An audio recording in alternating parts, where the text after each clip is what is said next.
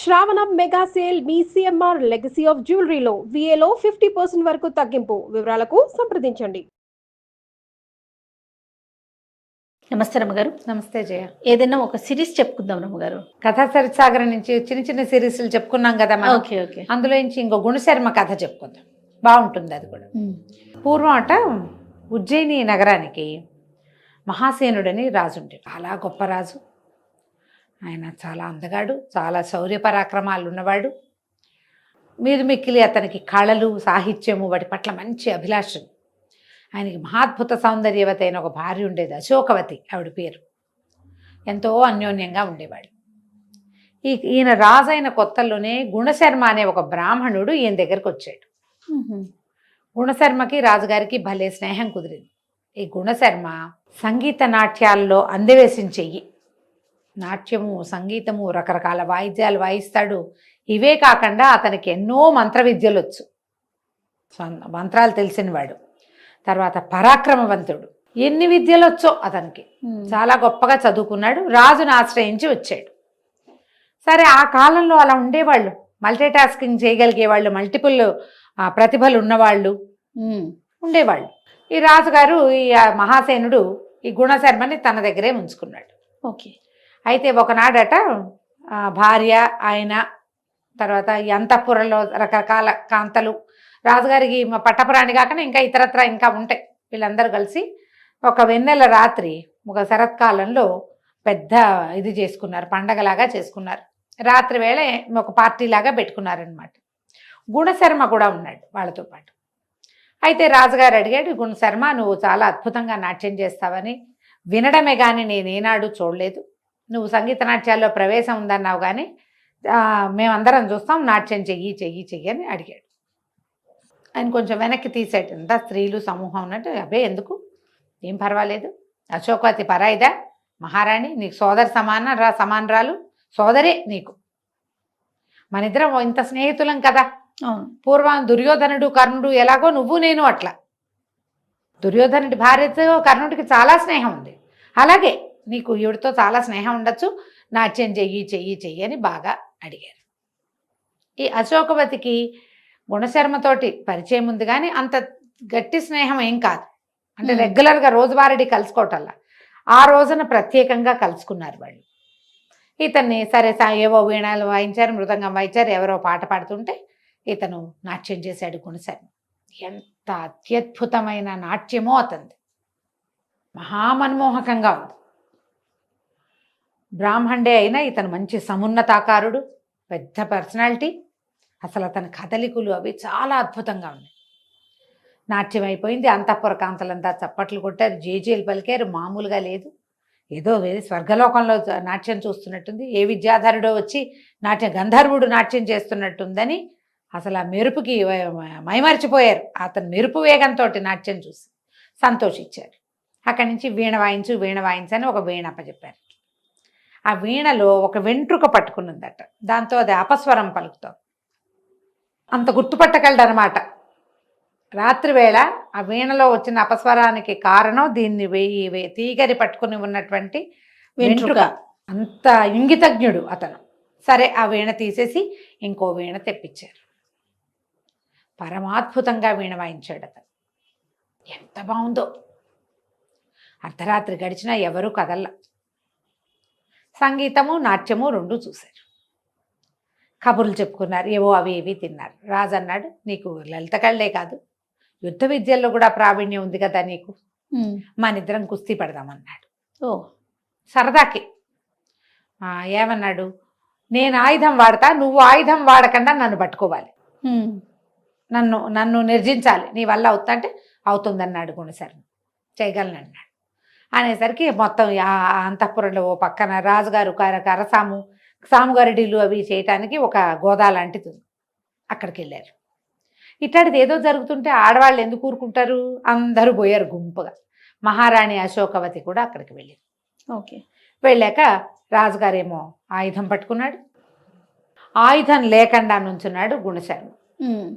ఇద్దరు కలిసి హోరీ పోరారు. గుణశర్మ ఆయుధం ఎగరగొట్టేశాడు. రాజుని వెనక నుంచి పట్టుకుంటే ఏం చేసినా రాజుగారు వదిలించలేకపోయాడు. అంత బలశాలి అతను.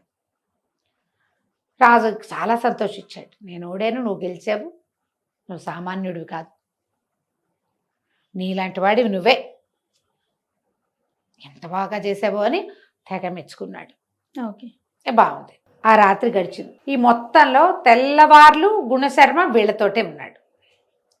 మర్నాడు పొద్దున రాణిగారు అశోకవతికి ఏం చేస్తున్నా గుణశర్మే కదులుతున్నాడు కళ్ళల్లో. అతను అంత వ్యామోహపరిచేశాడు ఆవిడ్ని. ఎలాగైనా ఈ గుణశర్మని తన వశం చేసుకోవాలని పుట్టింది ఆవిడకి.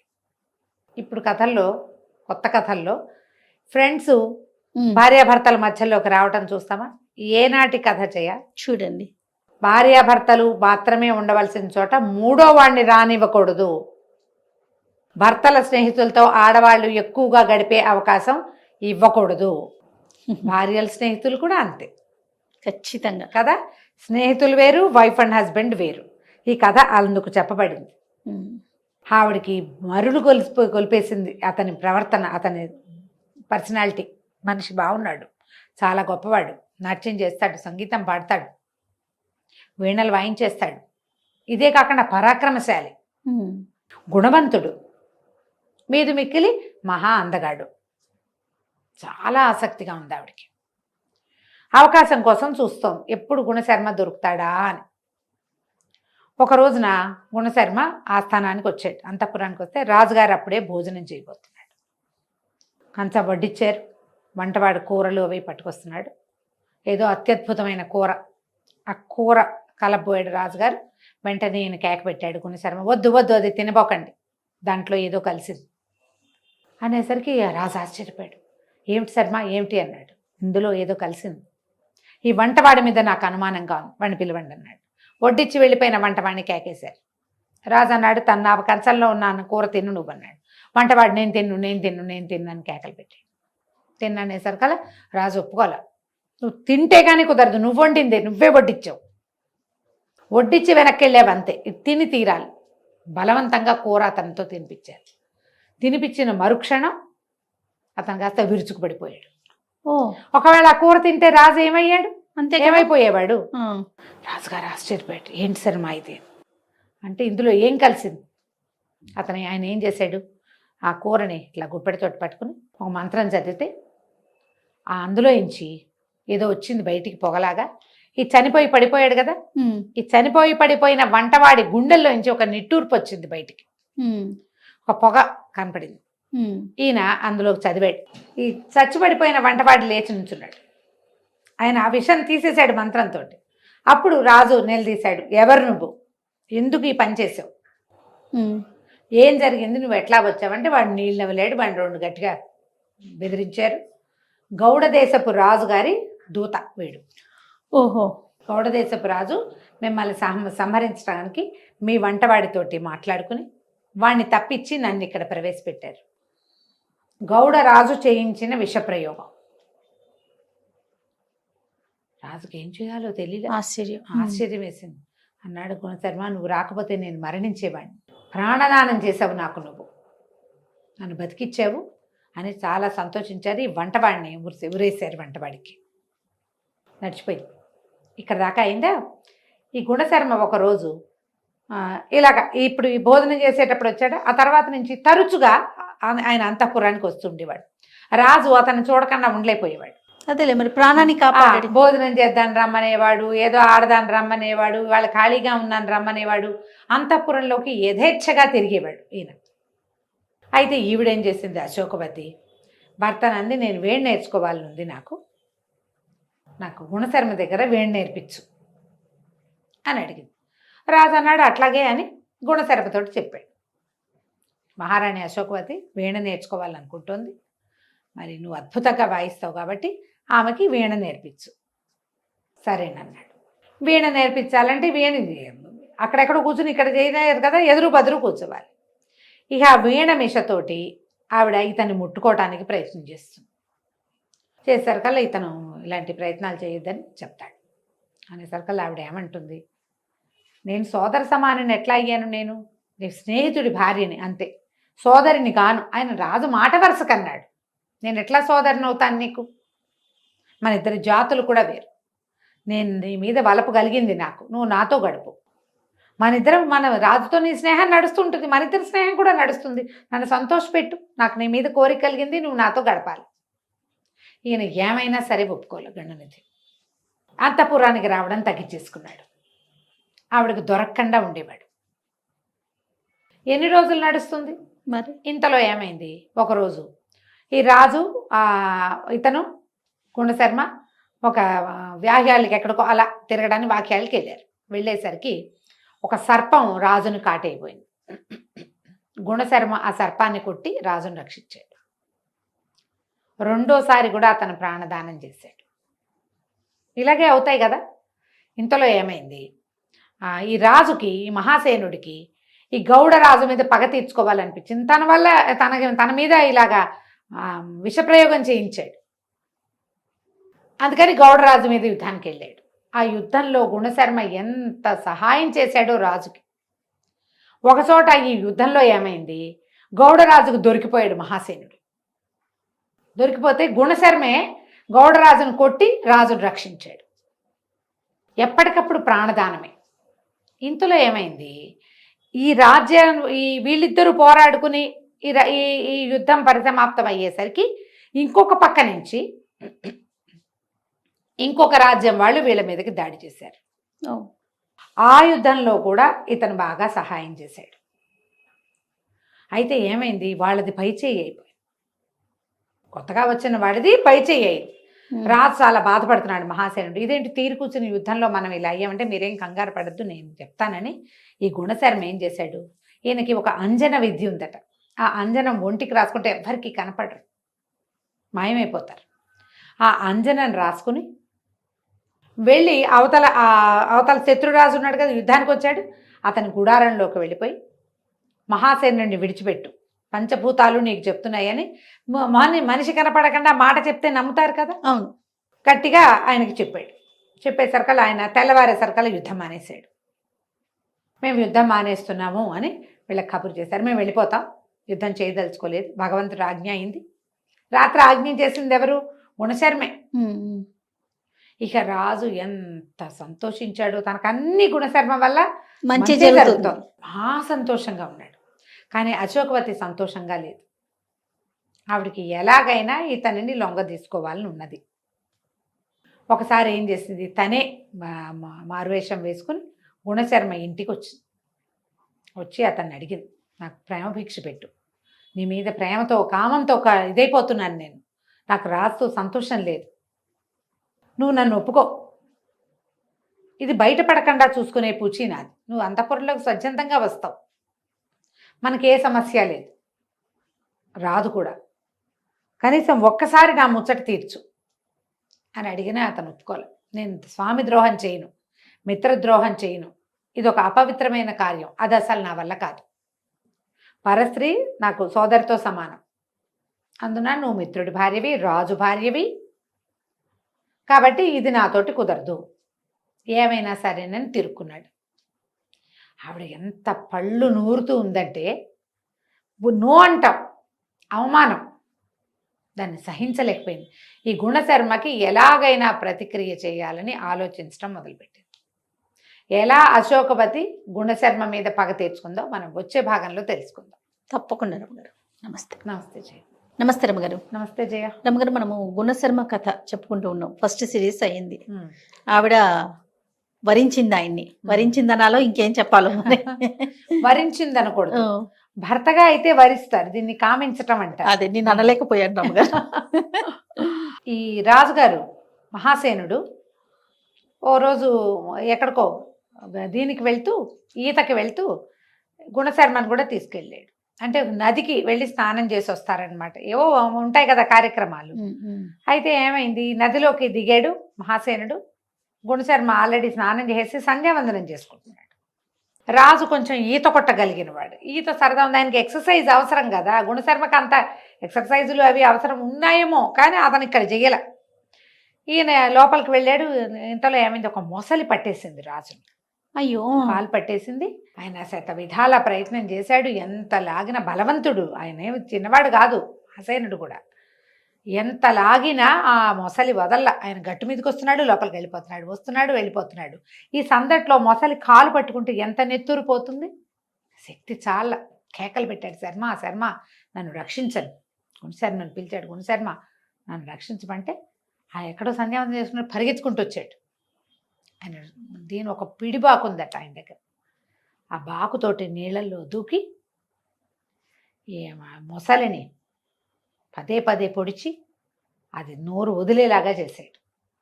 మొసలిని సంహరించి ఈ కాలు బాగా గాయపడిన కాలుతోటి రాజు నెత్తురు పోతుంది, రక్తం పోతుండేసరికి నీరసం వచ్చేస్తుంది. రాజును మోసుకొచ్చాడు బయటికి. దూరంగా సైనికులు వాళ్ళు రాజుగారు హాయిగా ఈతలు కొడుతుంటే వాళ్ళు ఎవరి నుంచి ఉంటారు, గట్ల మీద ఉన్న వాళ్ళంతా పరిగెత్తుకొచ్చారు. సరే ఒకళ్ళిద్దరు మూలికా వైద్యులు ఎవరినో కేకేసుకొచ్చి ఈ నెత్తురు వస్తున్న కాలికి కట్టుకట్టి రాజును చెయ్యని దించి తీసుకుపోయారు లోపలికి. కోటలోకి వెళ్ళిపోయారు. రాజు అన్నాడు, ఇది నువ్వు ఎన్నిసార్లు రక్షించావు నన్ను, ఇట్లా కూడా నువ్వు నా ప్రాణాలు కాపాడేవు అని ఎంతో సంతోషంగా ఉండేవాడు. రాణిగారు మాత్రం తన ప్రయత్నాలు మానల. గుణశర్మ జాగ్రత్తగా అంతఃపురం వైపుకి వెళ్ళకుండా ఉండేవాడు. ఇంతలో ఏమైంది, వీళ్ళు ఒక రాజుతోటి యుద్ధం వచ్చింది, అతను వచ్చాడు. కానీ మన గుణశర్మే రాజుకి భగవంతుడు దేవదూతలాగా మాట్లాడి ఆయనతో సంధి చేయించి పంపించేశాడు కదా విక్రమశక్తి అతను. ఆ విక్రమశక్తి మీద ఈ మహాసేనుడికి మహామంటగా ఉంది. తనంతట తను మన మీద యుద్ధానికి వచ్చాడు, వాడే సంధి చేసుకున్నాడు. కానీ వాడిని జయించాలి మనం. ఏదో భగవంతుడి సహాయంతో ఈ కథ ముగిసిపోయింది అని అనుకోవడానికి వీల్లేదు. అది ఎందుకు జరిగింది, గుణశర్మ వల్ల జరిగింది. అలా కాకుండా మన శక్తి వాడు తెలుసుకోవాలి. ఆ విక్రమశక్తి అన్న రాజ్యం వాడు అని చెప్పి ఎలాగైనా అతన్ని జయించాలన్న పట్టుదల పట్టింది ఆయనకి. పట్టి ఏం చేశాడు, తనంతట తనే మళ్ళీ గుణశర్మని అడిగి మనం అతని మీదకి యుద్ధానికి వెళ్దామని విక్రమశక్తి మీదకి యుద్ధానికి నడిచాడు. మహాసేనుడు సైన్యతోటి గుణశర్మ ఆయన పక్కనే ఉండేవాడు. ఆయన వేటకెళ్ళినా గుణశర్మ పక్కనే, యుద్ధానికి వెళ్ళినా పక్కనే, స్నానానికి వెళ్ళినా పక్కనే, అన్నిటికీ పక్కనే యుద్ధానికి వెళ్ళారు. యుద్ధం బాగా హోరాహోరీ సాగింది. ఒక దశలో మహాసేనుడు విక్రమశక్తి ఎదురు బదురు అయ్యారు. బాణాలు వదిలేసి కత్తి కటారు పుచ్చుకుని ఒకళ్ళతో ఒకళ్ళు ద్వంద్వ యుద్ధం చేయటం మొదలుపెట్టారు. ఈ ద్వంద్వం జరిగినంతసేపు బాగా జరిగింది. మహాసేనుడిదే పైచేయిగా ఉంది, ఆయన ఉత్సాహవంతుడు బాగా. కాకపోతే ఒకసారి ఏమైంది, ఆ మధ్యలో కాలు బెసికిపోయింది. కాలు బెసికేసరికల్లా ఈ బెసికిన కాలుతోటి మహాసేనుడు కింద పడిపోయాడు. పడిపోగానే విక్రమశక్తి అప్పటిదాకా ఓడిపోయేలాగా కనపడుతున్నాడు. ద్వంద్వ యుద్ధం చేస్తుంటే మిగిలిన వాళ్ళు కల్పించుకోరు, చుట్టూ తను నిలబడి చూస్తారు. ఆయన సైన్యము చూస్తుంది, వీళ్ళ సైన్యము చూస్తుంది. గుణశర్మ కూడా పక్కనే నిలబడి చూస్తున్నాడు. ఎప్పుడైతే మహాసేనుడు కింద పడిపోయాడో ఆ విక్రమశక్తి ఏం చేశాడు, కాలు పెట్టాడు రాజు మీద. కాలు పెట్టి కుత్తుక్కి మెడకి కత్తానించాడు. గుండెల మీద కాలేసి కాలుతో అణుస్తూ కత్తి పెట్టేసరికి అలా ఊర్చుకోలేకపోయాడు గుణశర్మ. తన ప్రభువు, తన మిత్రుడు, తనకు అన్నదాత. దాంతో ఒక్కసారి పెద్ద సింహనాదం చేసి విక్రమశక్తి మీద పడ్డాడు. ద్వంద్వ యుద్ధంలో కల్పించుకోకూడదు, కానీ రాజు చచ్చిపోతున్నాడు. ఉద్రేకంతో అతని మీదకి వచ్చాడు. విక్రమశక్తిని చెడామాడా కొట్టేశాడు. ఆ విక్రమశక్తి కింద పడిపోయాడు. కింద పడిపోయిన మహాసేనుడు లేచి నుంచున్నాడు. విక్రమశక్తిని కసితీరా చంపేశాడు గుణశర్మ. అవతల రాజుని చంపేశాడు. ఎప్పుడైతే రాజు చచ్చిపోయాడో సైన్యాలు లొంగిపోతాయి. ఈయన ఒక తన్ను దన్నాడు చచ్చిపోయిన విక్రమశక్తిని. ఈ మహాసేనుడు, వీడు ఎంత సాహసం శర్మ వీడికి, కానీ నువ్వు అంతకంటే సాహసంగా చేసావు, నువ్వు నన్ను రక్షించావు. మళ్ళీ 5 సార్లు ప్రాణదానం చేసావు నువ్వు నాకు, ఇన్నిసార్లు నువ్వు నన్ను రక్షించావు. నీలాంటి స్నేహితుడు ఉండటమే నా అదృష్టం అంటే గుణశర్మ అన్నాడు, దాని ప్రభు అంత మాట అనద్దు, మీరు మన మిత్రులం, మీరు మా ప్రభువు, నా అన్నదాత. మీ మీద కత్తెత్తుతాడు వాడు. కాలు పెట్టి కత్తెత్తినందుకే నాకు కోపం వచ్చింది. నేనుండగా నా ప్రభువు మీద ఇంకొకడు కత్తె అంచటమా? అందుకని ఇతని నిజానికి ఆయన రాజుకు సాటివాడు కాదు, ఈ పని చేయకూడదు. కానీ ద్వంద్వ యుద్ధంలో ఇలా జరిగింది. ఆయన పరమ సంతోషంతో ఆ విక్రమశక్తి రాజ్యాన్ని పాదాక్రాంతం చేసుకుని రాజ్యానికి తిరిగి వచ్చాడు. ఊరంతా చాటింపులు వేశారు. ఈయన సభలో ఘోషణగా చెప్పాడు, 5 సార్లు నన్ను గుణశర్మ రక్షించాడు. ప్రపంచంలో ఏ మిత్రుడు ఏ రాజుకి చేయలేని సహాయాలు చేశాడు గుణశర్మ. గుణశర్మ లాంటి వాడు ఇంక ఎవడు ప్రపంచంలోనే లేడని ఓహో చాటి చెప్పాడు, రోజు పొగిడేవాడు, బాగుండేది. అయితే రాణి ఇతని కోసం ప్రయత్నం చేసింది కదా, అవకాశం కోసం చూస్తుంది. రాజు ఒకసారి ఈయన ఆ రోజు రాత్రి ఈ సభలో హడావిడి అంతా అయ్యాక ఆయన రాత్రి లేటుగా పడగదిలోకి వెళ్ళాడు. ఆయన సేనాగారంలోకి వెళ్తే ఏడుస్తూ కనపడింది అశోకవతి. ఆయన కనపడేసరికల్లా ఆయన ఆశ్చర్యపడి, ఏమిటి ఇంత ఇట్లా ఏడుస్తున్నావు, ఎందుకు? మనం ఇన్ని చోట్ల గెలిచావు, నా ప్రాణాలు రక్షించబడ్డాయి, గుణశర్మ నన్ను రక్షించాడు, ఇవాళ అతనికి అఖండమైన సన్మానం చేసి వచ్చాను, నువ్వు ఎందుకు దుఃఖపడుతున్నావు అంటే, గుణశర్మ గుణం తెలిసి దుఃఖంగా ఉంది నాకు, నువ్వేమో అతన్ని నమ్మేవని ఈవిడ వలవల ఏడ్చి నిర్ఘాంతపోయాడు. అదేమిటి అట్లా ఎట్లా జరిగింది, ఏం జరిగింది, నువ్వు ఇలాంటి మాట ఎందుకు మాట్లాడుతున్నావు అంటే, నేనేం చెప్పను, నిన్ను నమ్మించాడు అతను, కానీ నిన్ను నమ్మించి మోసం చేస్తున్నాడు గుణశర్మ. ప్రతిసారి నీ ప్రాణాపాయం వచ్చి వాడు రక్షిస్తాడేమిటి, నువ్వెప్పుడూ రక్షించవా? పైగా అసలు నీకు మొట్టమొదట విషప్రయోగం జరిపించిందే గుణశర్మ, అతని వల్లే జరిగింది. అది అతను నిన్ను సంహరించి సామంతుడిని అవుతాను నీకని గౌడరాజుకి ఉత్తరం రాశాడు. ఇదంతా కదే, ఏమంటారు, ఫ్యాబ్రికేటెడ్. ఆవిడ చెప్పింది గౌడరాజు కొద్ది. ఇప్పుడు గౌడరాజు లేడు, సమాధానం ఎవడూ లేదు, కథ మనం ఏం చెప్పినా నడుస్తుంది కదా. గౌడరాజుకు ఉత్తరం రాశాడు. గౌడరాజు ఇతన్ని సామంతుడిగా చేసుకోవటం ఇష్టం లేక తన ప్రయత్నం తను చేశాడు, వంటవాణ్ణి పంపించాడు. తన మాట కాదని వంటవాణ్ణి పంపించినందుకు గౌడరాజు మీద పగమున్నాడు గుణశర్మ. ఆ వంటవాణ్ణి నీ చేతే చంపించాడు. జరిగిందే అది, కథ ఎక్కడి నుంచి తిప్పిందో చూడావిడ. ఆ వంటవాడి తల్లి, భార్య, తమ్ముడు వాడిని వెతుక్కుంటూ వచ్చారు మన రాజ్యంలోకి. తల్లిని భార్యని గుణశర్మ చంపించేశాడు. ఆ తమ్ముడు సావు నుంచి తప్పించుకుని మనంతఃపురంలోనే దాక్కున్నాడు, నాకు కనపడ్డాడు. నేను అడిగాను ఎవరు ఏమిటి అని కనుక్కుంటే మొత్తం కథ అంతా బయటకు వచ్చింది. ఆ రోజు నుంచి నేను గుణశర్మ మీదే ఇదిగా ఉన్నాను, ఇతను ఏం చేయబోతాడు అని. ఈ తమ్ముడిని తరుముకుంటూ అంతఃపురంలోకి వచ్చాడు. తమ్ముడు తప్పుకున్నాడు, తమ్ముడిని చంపేశాడు. తమ్ముడు కూడా లేడు ఇప్పుడు. ఆ తమ్ముడిని సాక్ష్యంగా చూపించడానికి వీల్లేదు.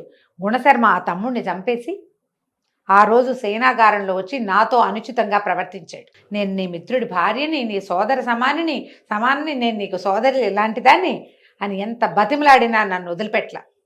నాతో చాలా అనుచితంగా ప్రవర్తించాడు. నేను అంతఃపురంలో ఉన్న వాళ్ళందరినీ కేకలు పెట్టాను. అది అర్ధరాత్రి జరిగింది. వాళ్ళంతా వచ్చేసరికల్లా ఇతను పారిపోయాడు. ఎవరైనా చూసారంటే ఎవరు చూడలా, నేనే సాక్ష్యం. ఆవిడ వలవలా ఏడ్చింది. ఏదో ఒక రోజున నీకు ముప్పు తెచ్చి నన్ను స్వాధీనపరచుకుంటాడు గుణశర్మ. నీతో కలిసి నేను సహగమనానికైనా సిద్ధమే, కానీ ఇలాంటి పని చేస్తానా నేను? నీ స్నేహితుడు ఇంత దుర్మార్గుడు అని లబోదిబోమని ఏడ్చింది. ఆయన నిర్ఘాంతపోయాడు. అప్పుడు ఆయనకు ఒకటి గుర్తొస్తున్నాయి. గౌడరాజు ఎందుకు వచ్చాడు మన మీద యుద్ధానికి? వాడు నిజంగానే వచ్చాడు, ఫ్యాబ్రికేటెడ్ కదా ఈ కథ. దాంతో ఓహో ఇది అయి ఉంటుంది, గుణశర్మే పిలిచుంటాడు, అందుకే వచ్చాడు వాడు. వాడిని నేను మాట్లాడడానికి వీలు లేకుండా గుణశర్మే చంపేశాడు. పాముని గుణశర్మే చంపాడు, నా మీదకి వచ్చిన పాముని. నన్ను పట్టుకున్న మొసల్ని గుణశర్మే చంపాడు. వంటవాడిని గుణశర్మే చంపించాడు. విక్రమశక్తిని సంహరించాడు, అంతే. అది కూడా ఎందుకు? అందరూ చూస్తున్నారు. ఇప్పుడు తను చూస్తూ నుంచుంటే తన స్నేహం మీద మిగిలిన వాళ్ళకి అనుమానం వస్తాను చేశాడు. అంతేగాని నా మీద ప్రేమతో కదా, నా భార్యను స్వాధీనపరచుకోవడానికి చేశాడు ఇంత పనిని రగిలిపోయాడు రాజు. ఆలోచించలా. మనం రెండో వైపు నుంచి చూడడం మొదలు పెడితే రెండోదే కనపడుతుంది, మొదటిది ఎందుకు కనిపిస్తుంది? అంతేగా. మొదటి దారి ఒకటి, రెండో దారి ఇంకోటి. రెండో దారిలో వెళ్తే మొదటి దారి కనపడదు. ఇక రాజు పిచ్చిగా నమ్మేశాడు ఆ భార్యను. ఆవిడని ఓదార్చాడు, నన్ను క్షమించు, నా వల్ల పరపురుషుడు నీకు సేనాగారంలోకి వచ్చాడు, నేను నీకు చాలా అన్యాయం చేశాను, ఇందులో నా తప్పు కూడా ఉంది, ఒక పరాయి మగవాడిని లోపలికి రానివ్వటం నా తప్పు, రేపు వాడికి శాస్తి చేస్తా సభలో, వాడిని సంహరించి తర్వాత నీతో మాట్లాడతా అని ఆ కష్టము దాన్ని తట్టుకోలేక విపరీతంగా మధుపానం చేసి పడుకున్నాడు. మరి ఇంత నమ్మాను, వీడు నన్ను మోసం చేశాడు, ఆ దుఃఖం పట్టలేరు కదా. పైగా వీడు అద్భుతమైన వాడని నేను ప్రచారం చేశా, వీడు నన్ను రక్షించాడని నేను ఎన్నిసార్లు చెప్పాను, వాడి వల్లే నా ప్రాణాలు నిలబడిందని వాడిని కర్ణుడితోటి పోల్చాను నేను. తను కూడా తిట్టుకున్నాడు రాజు. దుఃఖం పట్టలేకపోయాడు. ఈ తాగుడు మైకంలో నిద్రపోయాడు. అశోకవతి మాత్రం నన్ను కాదన్నాడు, వీడికి ఇదే శాస్తి, అవమానించాడు నన్ను, నా కోరికని కాదన్నాడు కాబట్టి వాడికి పని అలా అవ్వాల్సిందే. చూడు రేపొద్దున చంపేసైనా సరే పగ తీర్చుకోవాలి. ఆడమగ కూడా ఇలాగే ఉంటారు కదా. తెల్లవారింది. రాజు మహోగ్రంగా ఉన్నాడు. ఉదయకాలపు విధులన్నీ పూర్తయినాయి. ఆయన రైరేమని వెళ్ళిపోయాడు సభా ప్రాంగణానికి. సభలోకి వెళ్ళాడు. సింహాసనం మీద కూర్చున్నాడు. సభికులు ఎట్లా ఉన్నారో, ఫుల్గా ఉంది సభ అంతా. అందరూ వచ్చారు. ఎందుకంటే ఆ విక్రమశక్తిని జయించిన తర్వాత సభలు అంత జనం అంతా రాజుగారు అద్భుతమైన వ్యక్తిగా ఉన్నాడు, అందరూ వస్తున్నారు ఆయన మాటలు వింటాను. లోపలికి వచ్చాడు గుణశర్మ. మామూలు గారు లోపలికి రాగానే రా రా అని పిలిచి సంతోషంగా పలకరించేవాడు. పొద్దునే గుడ్ మార్నింగ్ చెప్పుకునేవాడు. గుడ్డు లేదు, మార్నింగు లేదు. ఆయన పళ్ళు పటపట్లాడించేస్తున్నాడు. వచ్చి తన ప్లేస్లో కూర్చున్నాడు గుణశర్మ. రాజు పరిగెత్తుకుంటూ వెళ్ళి సింహాసనం దిగేశాడు. ఆ గుణశర్మని పట్టుకొని నేల మీద పడదోసి అతని గుండెల మీద కూర్చున్నాడు. సభికులు ఆశ్చర్యపోయారు. ఏమైంది రాజుకి? నిన్నటిదాకా మెచ్చుకున్నాడే, ఒక పూటలో ఎట్లా తీరిగిపోయింది ఇది? సభికులు అందరూ కేకలు పెట్టారు. వద్దు వద్దు, ఇలా చెయ్యొద్దు, నువ్వు ధర్మదాతవి, నువ్వు ప్రభువువి, మీరు ప్రభువు కాబట్టి మీరు విచారణ జరపండి. ఇతని గుణశర్మతో ఏ తప్పు జరిగినా, అంతేగాని ఇంతమంది సైనికులు ఉండగా మీరే శిక్షించడానికి పూనుకోకూడదని రాజును బలవంతంగా లేవదీశారు. ఈ గుణశర్మకి తలా తోక ఏమీ అర్థం కావట్లేదు. ఏం జరుగుతోందో కూడా తెలియటం.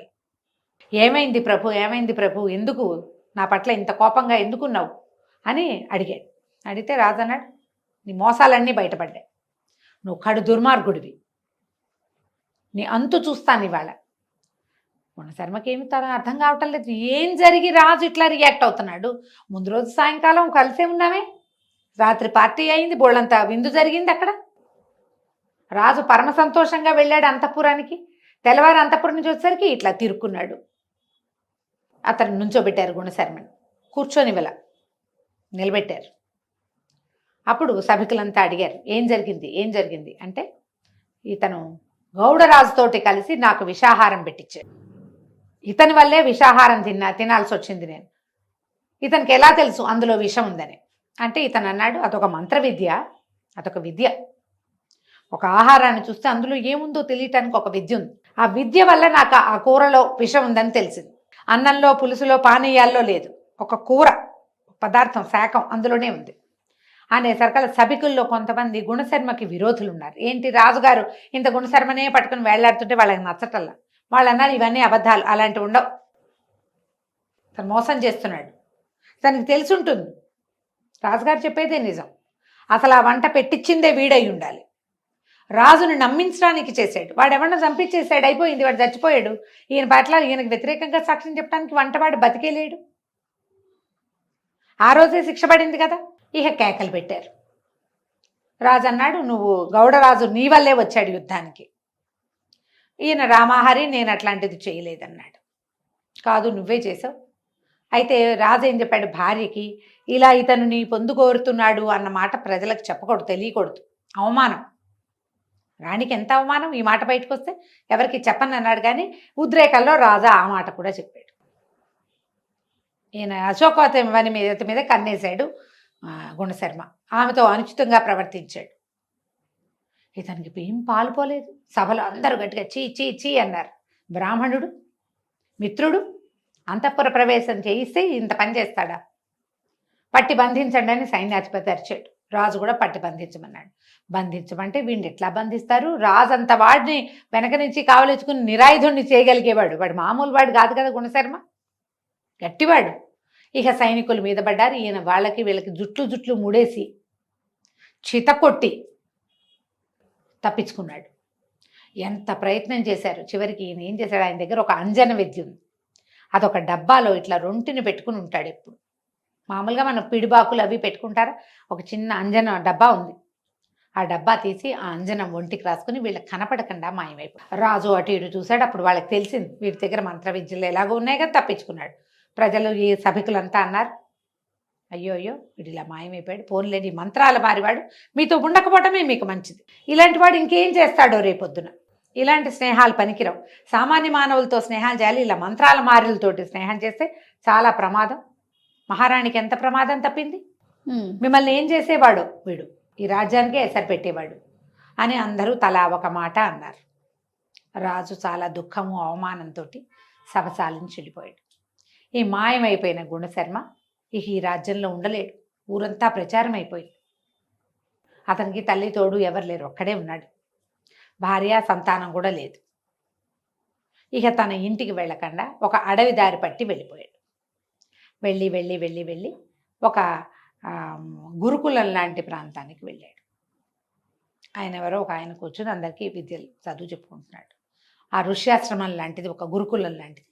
ఆ గురుకులంలోకి వెళ్ళాడు. నా పేరు గుణశర్మ, బ్రాహ్మణుడిని, కొంచెం ఆహారం పెట్టించండి అని అడిగి అక్కడ భోజనం చేసి అక్కడ ఉన్నాడు.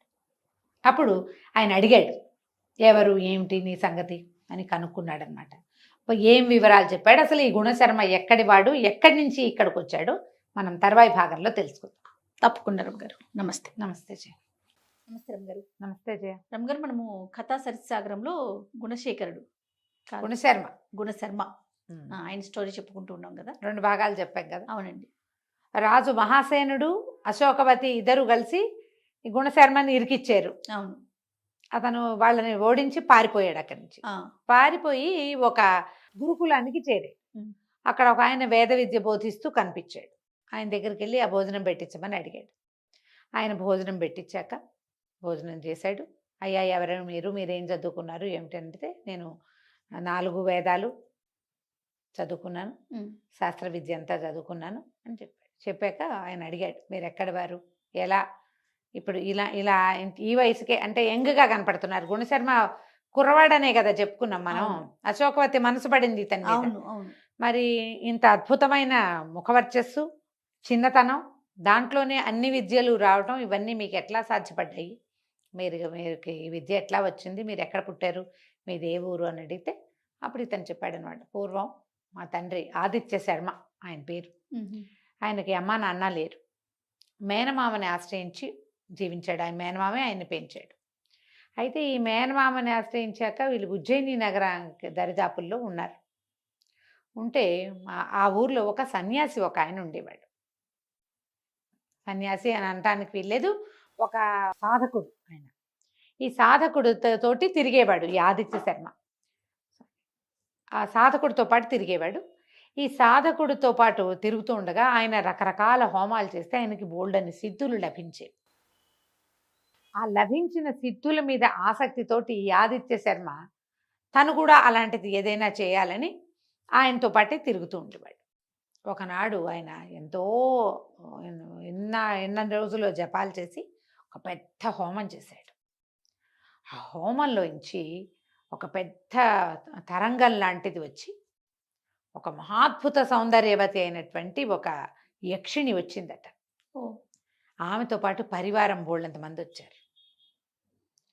ఆమె, నీ తపస్సుకు మెచ్చాను, నా పేరు విద్యున్మాల, నేను యక్షిణిని, వీళ్ళందరూ నా చెల్లు, వీళ్ళల్లో నీకు నచ్చిన దాన్ని స్వీకరించు అని సన్యాసికి చెప్పింది.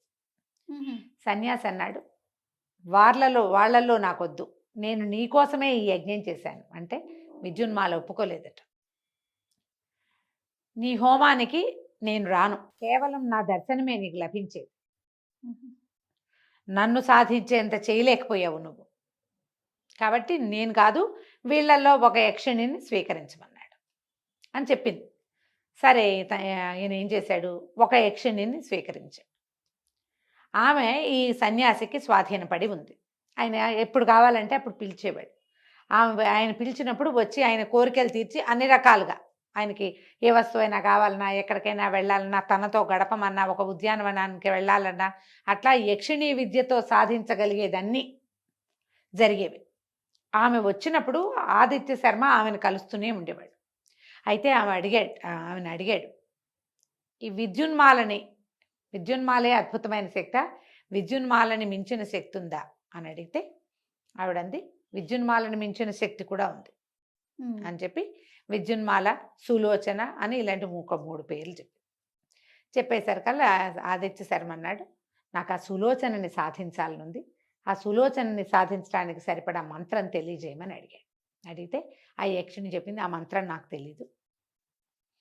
తుంబవనం దగ్గర ఒక ఆయన ఉంటాడు, వేణ అనే నదీ తీరంలో తుంబవనంలో ఉంటాడు. ఏదో విష్ణుగుప్తుడు అలాంటి పేరు ఆయనకి.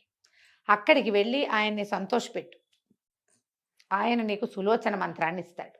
ఓ అంటే సరేనని ఇక ఈ ఉజ్జయిని మేనమామ ఈ సన్యాసి ఈ కనపడుతున్న యక్షినికి ఓ దండం పెట్టాడు. ఈ యక్షినితోటి ఇతను సంభాషించాడు కానీ ఆమెను దైవంగానే భావించాడు. ఆమెకు ఒక నమస్కారం పెట్టి ఆమె కదా ఇతనికి దారి చూపించింది. ఆ తుంభవనానికి వెళ్ళిపోయాడు. అక్కడున్న ఆ విష్ణుగుప్తుడు అనే ఆయన్ని 3 సంవత్సరాల పాటు సుదీర్ఘకాలం ఆయన్ని సేవించాడు. చాలా సేవ చేశాడు ఆయన. చేయగా ఆయన చాలా సంతోషించి ఇతనికి సులోచన మంత్రాన్ని ఉపదేశించాడు. ఇక ఆ సులోచన మంత్ర సాధన చిన్నది కాదది. యక్షిణి విద్యలు ఇప్పుడు కూడా మన దగ్గర యక్ష విద్య తెలిసిన వాళ్ళు ఉన్నారట, ఉంటారు. అయితే ఈ యక్షిని స్వాధీనపడిన యక్ష విద్యలు ఏంటంటే మనిషిని కూడా తినేస్తాయి ఒక్కొక్కసారి. వీళ్ళు మంచి సాధకులుగా ఉండాలి. కోరికలు తమ అనుకున్నవి తీరుతున్నాయని సాధన మానకూడదు. చాలా మంది విషయంలో ఆ పొరపాటు జరుగుతూ ఉంటుందిట. మనం మనుషులు కలిసి కాదు, పుస్తకాల్లో మనం చదువుతున్న కథల్లో అట్లా తెలుస్తుంది. అదేదో ప్రత్యక్షమయ్యాక అయిపోయింది అని మానేయకూడదు, కంటిన్యూ చేయాలి. కాబట్టి సాధన ఉండాలి. ఉంటే ఏమవుతుంది, ఆ శక్తి, అది శక్తి కదా. యక్షిణి అంటే అది ఏదో స్త్రీ రూపంగా వీళ్ళకి కనపడుతుంది కానీ అదొక శక్తి, ఒక ఎనర్జీ. ఈ ఎనర్జీని మనం ఒక దారిలో పెట్టుకుని మన దగ్గర మనకు ఒక ఎనర్జీ ఉంది, దానికి ఏం చేస్తాము, ఓ వైరు, ఓ స్విచ్, ఓ ప్లగ్ అరేంజ్ చేసుకోవటంలా. అవును కదా. మళ్ళీ పవర్ పెరిగింది అనుకో, పెరిగిన కొందికి దానికి ఒక ట్రాన్స్మిటరు పెడతామా, ఇవన్నీ ఒక ట్రాన్స్ఫార్మరు. అలాంటిదే శక్తి. కనుక ఒకళ్ళు స్వాధీనపడిన శక్తిని మెయింటైన్ చేయటానికి సాధకుడికి సాధన అవసరం. ఏ ఉపాసన మానకూడదు. ఆమె వచ్చినప్పుడు ఆమెతోటి ఉన్నా, ఆమె వెళ్ళిపోయాక వీళ్ళ ఉపాసనే ఓకే, అలాగే ఉంచుకోవాలి. ఇతను చాలా గట్టిగా సాధన చేశాడు ఆదిత్య శర్మ. చివరికి ఆ సులోచన ఆయనకి స్వాధీనపడింది. అద్భుత సౌందర్యవత. అయితే ఆవిడేం చెప్పిందంటే, 6 నెలల పాటు నన్ను ముట్టుకోకుండా నాతో ఉండాలి నువ్వు, బ్రహ్మచర్యంతో నాతో జీవించాలి, కానీ బ్రహ్మచర్యంలోనే ఉండాలి నువ్వు. ఉంటే అప్పుడు నీకు అద్భుతమైన కుమారునికి జన్మనిస్తాను. నీ వల్ల నాకు అద్భుతమైన కుమారుడు కలుగుతాడు. నువ్వు తొందరపడితే నువ్వు కోరికలే తీరుతాయి కానీ నీకు సంతానము లేదు, నువ్వు భ్రష్టుడు అయిపోతావు. ఆలోచించుకో, ఇప్పుడు నీకు నా పొందు కావాలా, సంతానం కావాలా అనగానే ఈయన అన్నాడు, నాకు సంతానమే కావాలి, 6 నెలలు నీతో పాటు ఉంటాను నేను అంటే. ఈ సులోచన ఈయనని యక్షలోకానికి తీసుకెళ్ళిపోయింది. ఆదిత్య శర్మ భూలోకంలో లేదు ఆవిడ, ఆయన అంత సాధన చేశాడనమాట. వెళ్ళిపోతే ఇక కుబేర లోకంలో, యక్షలోకంలోనే ఉన్నాడు. ఆమె ఎంత మహాద్భుత సౌందర్యవతి. వాళ్ళు ఒకే ఇంట్లో ఉన్నా కూడా ఆయన ఎప్పుడూ ఆవిడని ముట్టుకోలేదు. సంతానార్థి అయి సంతానం కోసం జాగ్రత్తగా ఉన్నాడు.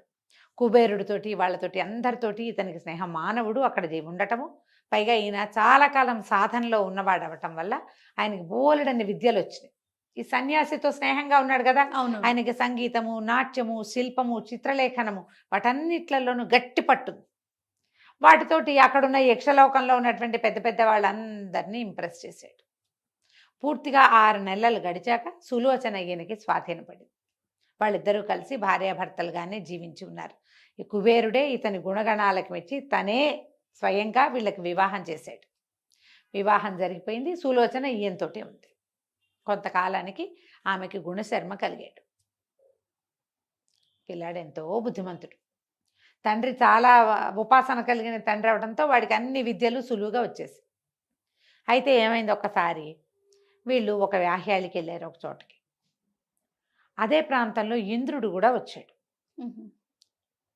ఈయన ఈ భార్య, కుమార సౌఖ్యం, పిల్లవాడు, ఈ సంతోషంలో ఇంద్రుణ్ణి ఆయన పట్టించుకోలే ఆదిత్యశారు. దాంతో ఆయన కోపగించుకుని మానవ మాతృణ్ణి ఇక్కడ ఈ లోకంలో ఉండనివ్వటమే తప్పు, వాడు మానవ సహజమైనటువంటి అతిశయమే వచ్చేసింది వాడికి, భూలోకానికి వెళ్ళిపోమన్నాడు. అనేసరిగా ఆవిడ చాలా దుఃఖపడింది. సులోచన చాలా బతిమలాడింది, మమ్మల్ని క్షమించండి క్షమించమని చాలా బతిమలాడితే ఆయన ఏమన్నాడు, భూలోకవాసం తప్పదు, ఆదిత్యుడు వెళ్ళకపోతే మీ కుమారుడు ఆత్మావై పుత్రనామాసి అంటారు. తండ్రే యొక్క ఆత్మే కుమారుడు కాబట్టి గుణశర్మని భూలోకానికి పంపించండి. ఓహో, ఈ శాపం తప్పదు, వెళ్ళిపో అన్నమాట ఆజ్ఞ తప్పకుండా గుణశర్మని భూలోకానికి పంపమన్నారు. ఆదిత్య శర్మ ఏం చేశాడు, తనే కుమారుని వెంబడి పెట్టుకుని తీసుకొచ్చి మేనమామకి అప్పచెప్పి, తన మేనమామ ఉన్నాడు కదా, అవును. ఆయనే కదా ఇతనికి సన్యాసి దగ్గర పరిచయం చేసింది. అప్పచెప్పి నా తండ్రి వెళ్ళిపోయాడు. నా తండ్రి, తల్లి యక్షిణి, తండ్రి మానవుడు. వాళ్ళు యక్షలోకంలో ఉన్నారు. నేను భూలోకంలోకి వచ్చాను. మహాసేనుని ఆశ్రయించాను. అతనికి నా విద్యలన్నీ ఇష్టం. కానీ అక్కడ ఇలాంటి ఒక సమస్య వచ్చి నేను ఇట్లా రోడ్డును పడవలసి వచ్చింది, ఇలా అరణ్యాలు పట్టి ఉన్నాను అని చెప్పాడు. చెప్పేసరికి చాలా ఆశ్చర్యపోయాడు ఆయన. మరి నువ్వు మా దగ్గరే ఉండు, ఎక్కడికి వెళ్ళొద్దన్నాడు. ఉంచుకున్నాడు ఇక్కడే. అయితే ఏమైంది, ఒక పూట ఈయన తన కూతురుని తీసుకొచ్చాడు. ఈయనకు ఒక చక్కటి సౌందర్యవతైన కూతురు ఉంది ఆ గురువుగారికి. ఓకే.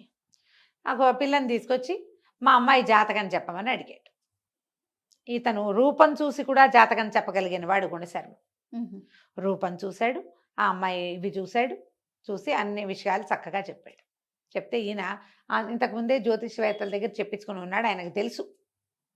తనకు తెలిసిన విషయమే గుణశర్మ కూడా చెప్పాడు. అంటే గుణశర్మ తాలూకు శాస్త్ర పరిజ్ఞానం ఆయనకు నచ్చింది. ఓకే.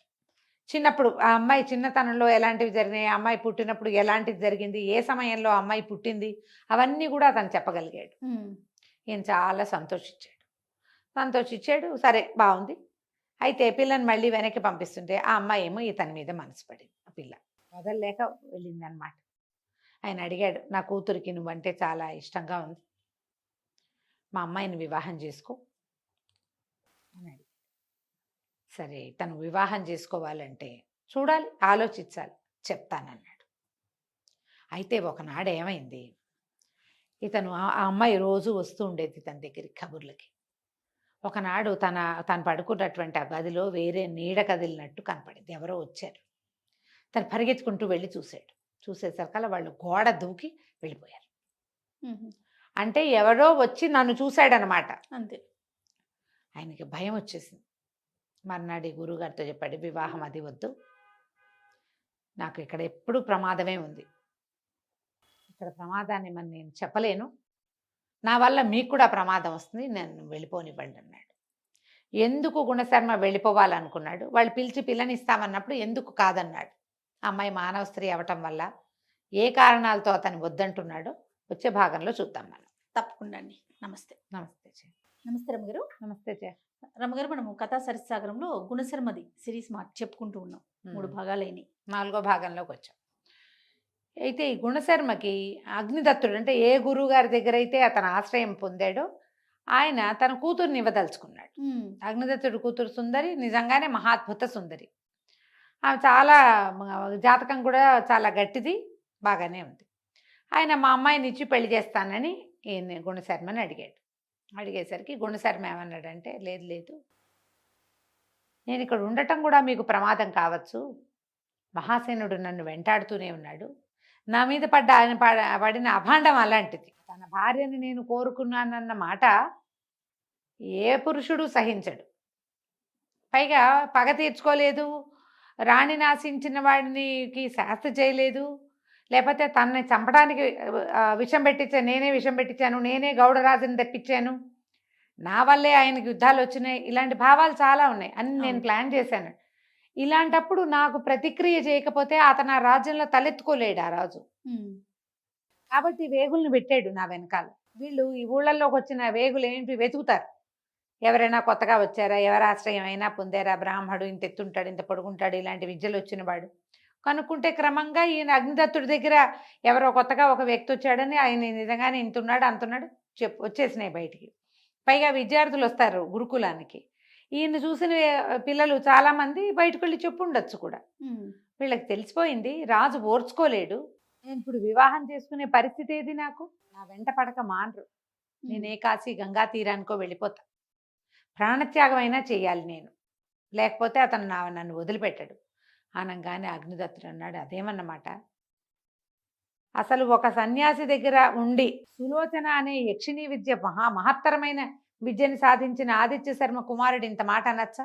ఒక యక్షిణికి పుట్టిన కుమారుడివి, సమస్త విద్యలు చిన్నతనంలోనే పెద్దవాళ్ళ దగ్గర నేర్చుకున్నవాడివి, ఇప్పుడు భూలోకంలో నువ్వు జీవించాల్సి ఉంది పరిస్థితి, అంతేగా, అందుకని వచ్చావనుకో. పోని నీ తండ్రి ఎలాంటి వాడు, ఎంత విద్యను సాధించిన వాడు, నువ్వు ఇలా బేలగా మాట్లాడితే ఎట్లా? మరణం తప్పిస్తే నాకు ఇంకొకటి లేదు, నాతో ఉన్న వాళ్ళందరికీ అదే గతి అని నువ్వు అనకూడదు. దీని నుంచి బయటపడడానికి ప్రయత్నం చేయాలి. నువ్వు ఇక్కడే ఉండు, ఎక్కడికి వెళ్ళొద్దు. నేనేం చేస్తానంటే ఈ కనపడుతున్న ఆశ్రమానికి కింద ఏమంటారు దాన్ని, పాతాళం లోపల, భూతలంలో దాన్ని ఏదో అంటారు కదా, గోడౌన్ లాంటిది లోపల, భూమి లోపల నీకు ఒక ఇల్లు నిర్మించి ఇస్తాను. పైకి నువ్వు ఉన్నట్టే తెలియదు, నువ్వు అక్కడ గడుపుదు కానీ. నీ తండ్రి ఎంతకాలం భూమి మీద ఉండాలని దేవేంద్రుడి శాపం ఉందో అంతకాలము నువ్వు ఇక్కడే ఉండొచ్చు. నేను చేయగలను ఆ ఏర్పాటు.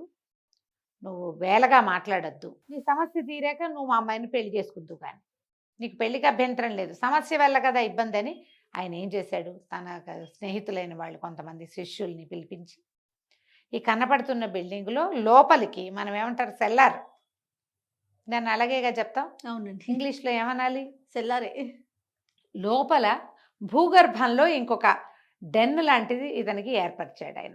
బంకర్, సరిగా చెప్పారు, బంకర్ కరెక్ట్. బంకర్.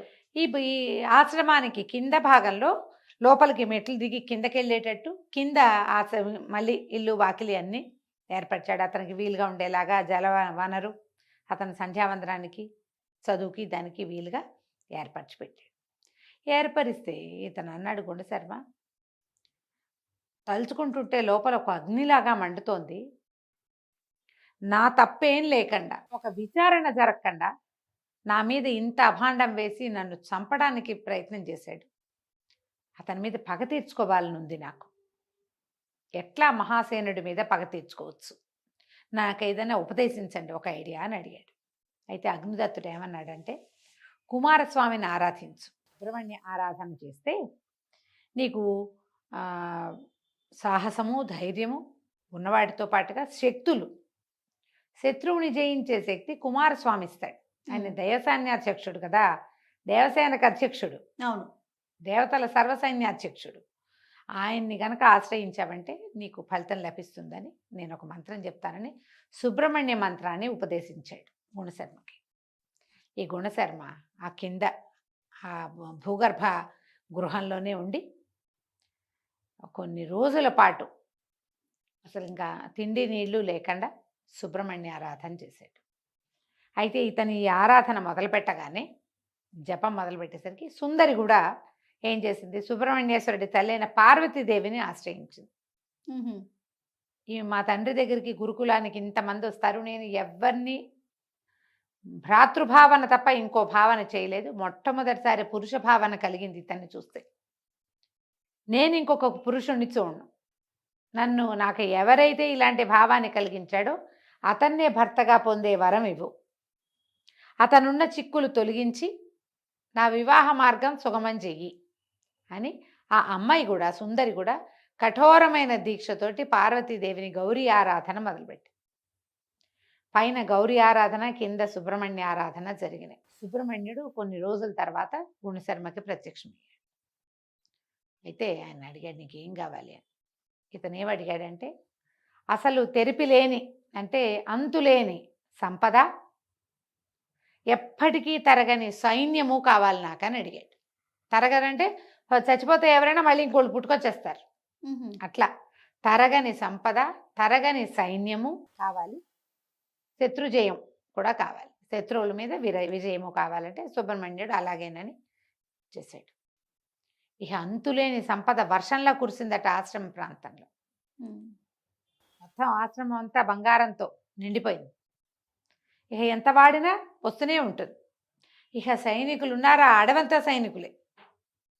ఇతను తనది ఒక చిన్న సామ్రాజ్యంలాగా స్థాపించుకున్నాడు, అన్నీ ఏర్పాటు చేసుకున్నాడు. మహాసేనుడి మీద దండెత్తాడు. మహాసేనుడి మీద ఇతని సైన్యం ఏముంది, భగవద్దత్తమైన సైన్యం, మానవ సైన్యం అనడానికి వీల్లేదు, మనుషులే కానీ ఆ దేవుడు ఇచ్చింది కదా. ఇక యుద్ధం, పోరు బ్రహ్మాండంగా సాగింది. మహాసేనుడు స్వయంగా యుద్ధంలోకి దిగాడు. గుణశర్మ అతన్ని పట్టేశాడు. పూర్వం కూడా, మొదట్లో కూడా గుణశర్మ అతను కలిసి మహాసేనుడు యుద్ధం చేసినప్పుడు గుణశర్మదే పై చెయ్యి. ఇప్పుడు ఇంకా దైవబలం కూడా తోడైంది. పట్టుకున్నాడు. పట్టుకున్నాక ఈ మొత్తం సభ తీర్చారు. జయించబడిన రాజుని నుంచోబెట్టారు. నుంచోబెడితే గుణశర్మని గుర్తుపెట్టారు జనం అంతా. జనశర్మ అందరి సభలో అడిగాడు, నువ్వేమైనా చెప్పుకునేది ఉందంటే ఈయన పళ్ళు పటపట్ల అడిచాడు మహాసేనుడు, నువ్వు ద్రోహివి, నువ్వు అది ఇది అని. అప్పుడు ఈయన చెప్పాడనమాట, పొరపాటును కూడా నా వల్ల ద్రోహం జరగలేదు.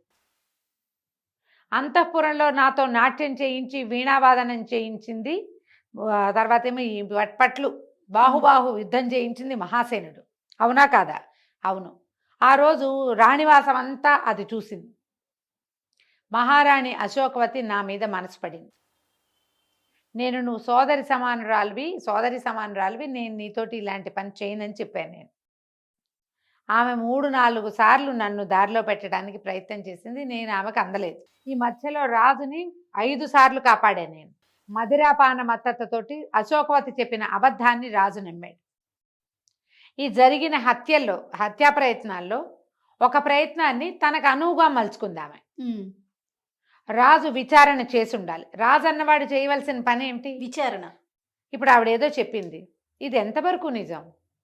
పోనీ ఈ విషయాల్లో, ఈ వంటవాడి విషయంలో గుణశర్మ తప్పు, కానీ పావుని చంపాడు అతను, మొసల్ని చంపాడు అతను, యుద్ధంలో 2 సార్లు నన్ను అతను కాపాడాడు అని అయినా ఆలోచించాల. నన్ను ప్రశ్నించాలి. నీకు నేరం రుజువయ్యేదాకా ఎవ్వడూ ముద్దాయి కాదు కదా, నేరస్తుడు కాదు. నన్ను నేరస్తుడిని చేసి నన్ను 10 మందిలో నా గుండెల మీద కూర్చున్నాడు, నా వెంట పడ్డాడు అని చెప్పేసరికల్లా అందరు ఆశ్చర్యపోయారు. చెలికత్తెల్ని పిలిచారు, సాక్ష్యం చెప్పించారు.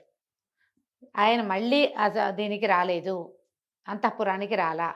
ఒక్కనాడే అతను వచ్చింది. ఆ ఒక్కనాడే ఇప్పుడు మొదటిసారేమో దీనప్పుడు రాజుగారితో కలిసే వచ్చాడు. అప్పుడు రెండోసారి రాజుగారు భోజనం చేస్తున్నప్పుడు వచ్చాడు. మూడోసారి ఒంటరిగా వచ్చింది వీణావాదన నేర్పించడానికి. ఆ తర్వాత మళ్ళీ ఆవిడ గుణం తెలిసిపోయి అతను రాలా అసలు. ఇవన్నీ సాక్ష్యాలు వచ్చేసరికల్లా అందరూ కేకలు పెట్టారు. ఇతను అడిగాడు గుణశర్మ, వీళ్ళకి ఎలాంటి శిక్ష విధించాలి? ఇతను మిత్రద్రోహి, సరైన రాజు కాదు. ఆమె అన్ని ద్రోహ చింతనే ఆమెకి. వీళ్ళని ఏం చేయాలంటే తరిమి కొట్టాలన్నారు జనం. దేశం ఏమంటారు, బహిష్కరణ, దేశ బహిష్కరణ అనగానే గుణశర్మ మీ ఇష్టం అన్నాడు. ప్రజలు రాళ్ళు వేసి కొట్టారు మహాసేనుడిని, అశోకవతిని. మహాసేనుడు గొప్ప రాజే, కానీ భార్య మాట విన్నాడు. ఆలోచించల. ఇది ఇప్పుడు ఈ పాఠాలు జయ, ఈ పాత కథలు చెప్పుకుంటామా, చాలా మంది భార్య ఏం చెప్తే అది నమ్ముతారు. మీ అమ్మ నన్ను తిట్టిందంటే, కొట్టిందంటే, మీ చెల్లి ఇలా అందంటే అసలు పునర్విచారణ అనేది ఉండదు. ఏం జరిగిందో తెలుసుకోరు. తండ్రుల మీదకి, తల్లుల మీదకి, అందరి మీదకి వెళ్ళిపోతారు. ఆడవాళ్ళు ఏంటంటే ఈ భర్తలకి తమ మీద ఉన్న ఆపేక్ష, ఆ భార్యాభర్తల బాంధవ్యం అలాంటిది. వాటితోటి వీళ్ళని మోసం చేసేస్తారు. తాము ఏమనుకుంటే అవి చేయించేస్తారు. అవి రేపొద్దున మన్నెత్తి మీదకి వస్తాయని వాళ్ళు అనుకోరు. ఇవాళకి పని అయిపోవాలి అంతే. మహాసేనుడు ఆ పొరపాటు చేసి దొరికిపోయాడు. రాళ్ళు వేసి కొట్టారు జనం. దేశ బహిష్కరణ వెళ్ళిపోయింది. ఎక్కడికో వెళ్ళిపోయారు. వాళ్ళు ఏమైపోయారో తెలీదు. గుణశర్మ సుందరిని, అగ్నిదత్తుడి కుమార్తె అయిన సుందరిని వివాహం చేసుకున్నాడు. చక్కటి సమసమాజాన్ని నిర్మాణం చేశాడు. ఎంతో కాలం ఈ ఉజ్జయిని రాజ్యాన్ని పరిపాలించాడు. ఆయనకి చాలా కాలం అయిన తర్వాత అప్పుడు మీ తండ్రి శాపావసానమైంది, నువ్వు ఇంకా రావచ్చు అని యక్షలోకం నుంచి కబురు వచ్చాక తన భార్యతో సహా అతను యక్షలోకానికి తరలిపోయాడు. మానవ సహజమైన మరణం ఎప్పటికో సంభవించి ఉంటుంది, కానీ చాలా కాలం పాటు వాళ్ళు యక్షలోకంలోనే ఉన్నారు. తమ కుమారులకి రాజ్యాన్ని అప్పచెప్పి సుందరి అతను ఇద్దరూ కలిసి యక్షలోకానికి వెళ్ళిపోయారు. కథ కంచికి మనం ఇంటికి. నమస్తే రమ్మగారు. నమస్తే జయ.